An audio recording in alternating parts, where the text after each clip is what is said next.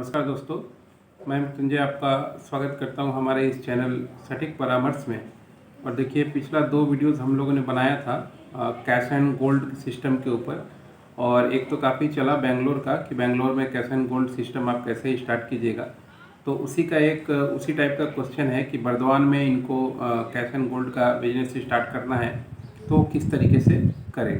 तो आइए हम लोग बात करते हैं बर्दवान के बारे में। बर्दवान जो है एक अच्छा खासा इंडस्ट्रियल स्पेस और जगह है वेस्ट बंगाल कोलकाता में, जो राइस बिजनेस के लिए काफ़ी फेमस है। यानी यहाँ पे राइस मिल वगैरह बहुत हैं और रेलवे का भी बहुत बड़ा एक गोडाउन और एफसीआई का गोडाउन ये सब वहाँ पे है, ये सब बिजनेस चलता है। तो अगर मान लीजिए आप वहाँ पे कैश एंड गोल्ड खोलना चाहते हैं तो आपको क्या करना है कि कम से कम एक शहर से 2-3 किलोमीटर के अंदर ही आप अपना एक शॉप किराए पे लीजिए, जिसका लोकेशन ठीक ठाक हो, 100 स्क्वायर फीट हो वो भी चलेगा, कोई बात नहीं है। मगर उसका इंटीरियर थोड़ा ठीक ठाक से सजा होना चाहिए, लाइट होना चाहिए और आपका वेब कैम वगैरह अगर लगा लेते हैं कैमरा वगैरह तो बहुत अच्छा है, ताकि देखने में ठीक ठाक लगे। प्लस आपका साइन बोर्ड थोड़ा अट्रैक्टिव होना चाहिए, कैश एंड गोल्ड की तरह। मान लीजिए कुछ ऐसा ऑब्जेक्टिव कि हाँ कोई सोना दे रहा है, आप उसको कैश दे रहे हैं, इस तरह का बड़ा सिंबल दिखाया हुआ आप साइन बोर्ड लगवाइए वहाँ पे, ताकि मान लीजिए लोग दूर से भी पहचान सके, आइडेंटिफाई कर सके कि हाँ यहाँ पे क्या काम होता है। क्योंकि आप मान लीजिए घर घर घूम के तो बताइएगा नहीं, मगर अगर मार्केट में आपका दुकान रहेगा तो पैसे का ज़रूरत हमेशा देखिए बिजनेसमैन को या मार्केट को या किसी को भी पड़ता है। तो अगर उनको पता रहेगा कि हाँ यहाँ पे कैश एंड गोल्ड का काम चलता है तो वो लोग लाके आपको देंगे और आप उसको अपना बिजनेस में कन्वर्ट कर सकते हैं। तो ये कुछ चीज़ें हैं जो आपको करनी पड़ेगी। प्लस जहाँ पे आपने शॉप लिया है, अगर आप बर्दवान से ले रहे हैं बर्दवान में, तो बर्दवान म्यूनसिपल कॉरपोरेशन में जाके आप रजिस्ट्रेशन करवाइए, ट्रेड लाइसेंस निकलवाइए ज्वेलरी बिजनेस का। ज्वेलरी बिजनेस के लाइसेंस पे ही ये काम हो सकता है। सेल्स एंड परचेस ये आपको उसमें लिखना पड़ेगा, खरीदना और बेचना आपको उसमें ऑब्जेक्टिव में होना चाहिए। उसके बाद आप अपना पीटैक्स बनवाइए, क्योंकि बंगाल में किसी भी काम में विदाउट पीटैक्स आप नहीं कर सकते। पीटैक्स बना के आप करेंट अकाउंट ओपन करवाइए, क्योंकि अकाउंट बहुत ज़रूरी है। क्योंकि 10,000 से ज़्यादा आप ट्रांजेक्शन, रुपये का ट्रांजेक्शन जो है कैश में नहीं कर सकते, इसमें अकाउंट का ज़रूरत चाहिए होता है। तो ये थोड़ा सा ख्याल आपको रखना पड़ेगा, क्योंकि ये सब नियम कानून नहीं जानने की वजह से लोग अच्छा काम करके भी इस बिज़नेस में पकड़े जाते हैं और अकाउंट्स में उनका प्रॉब्लम हो जाता है और जीएसटी में उनका प्रॉब्लम हो जाता है।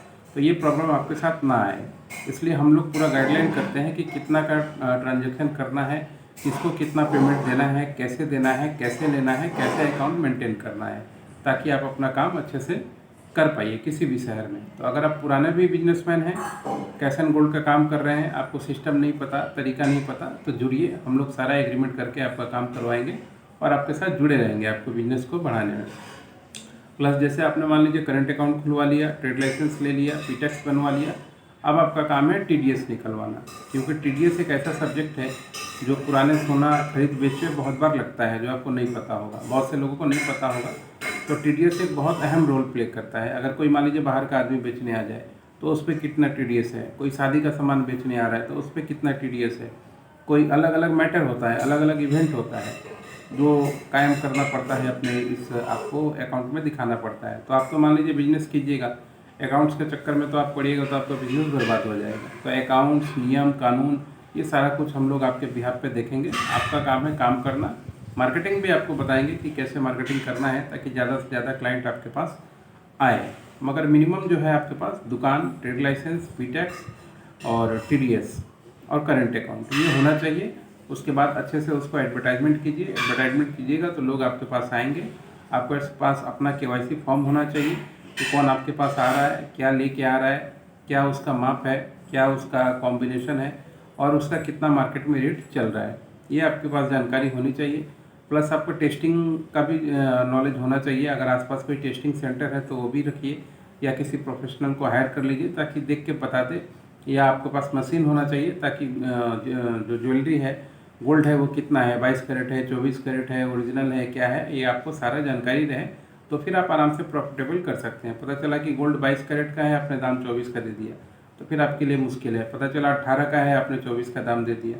क्योंकि जो क्लाइंट है वो भी कोई बेवकूफ़ नहीं है। बहुत सारे लोग जानबूझ के भी आपके पास आएंगे चोरी का सामान लेके या जानबूझ के प्रॉब्लम वाला चीज़ लेके। अगर आप नए हैं तो उस जाल में आप फंस जाइएगा, मुश्किल हो जाएगा। इसलिए एक्सपीरियंस लोगों का ज़रूरत होता है और इसीलिए हम लोग गाइडलाइन और कंसल्टेंसी इस फील्ड में करवाते हैं। और प्रेजेंट में कम से कम हम लोग बेंगलोर में 3-4 ऐसा यूनिट चल रहा है। तो बर्दवान में भी अगर आप करना चाहते हैं तो आप हम लोग से संपर्क कीजिए। जो आइटम और डिटेल्स हम लोग ने बताया, इसके अलावा भी बहुत सारा चीज़ होता है कि एग्रीमेंट होगा तो कैसे होगा, पार्टी आपके पास बेचने आ रहा है तो उसका केवाईसी कैसे होता है, आप जो दे रहे हैं उसका केवाईसी कैसे होता है, कोर्ट में अगर केस चला जाए तो किसका प्रूफ ज़्यादा माना जाएगा। ये बहुत सारा मैटर है इंटरनल, जो आपको फेस टू फेस कंसल्टेंसी लेने पे हम लोग बताएंगे। मगर बेसिक चीज़ हमने बता दी आपको कि किस तरीके से आप बर्दवान में कैश एंड गोल्ड का बिजनेस स्टार्ट कर सकते हैं। आज के लिए इतना ही दोस्तों, नमस्कार।